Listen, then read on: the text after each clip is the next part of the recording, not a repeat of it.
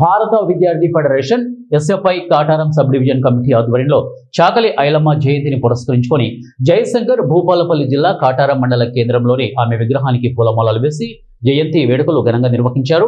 ఈ సందర్భంగా ఎస్ఎఫ్ఐ జిల్లా అధ్యక్ష కార్యదర్శులు బొడ్డు స్మరణ కుమారి రాజా అలాగే మాట్లాడుతూ చాకలి ఐలమ్మ పోరాట స్ఫూర్తిని కొనసాగించాలని వారు అన్నారు. నిజాం పాలనకు వ్యతిరేకంగా ఆమె చేసినటువంటి పోరాటం భూమి కోసం, భుక్తి కోసం, పేద ప్రజల విముక్తి కోసం అనేక పోరాటాలు నిర్వహించిందని అన్నారు. జయంతి జరపడం జరిగింది.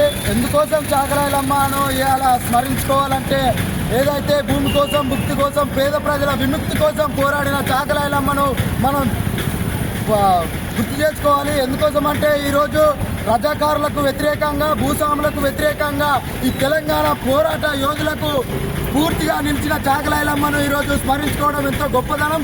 అందుకోసమే ఈరోజు భారత విద్యార్థి ఫెడరేషన్గా ఆమె ఆశయాలను ముందు తీసుకుంటూ ఏదైతే పేద ప్రజల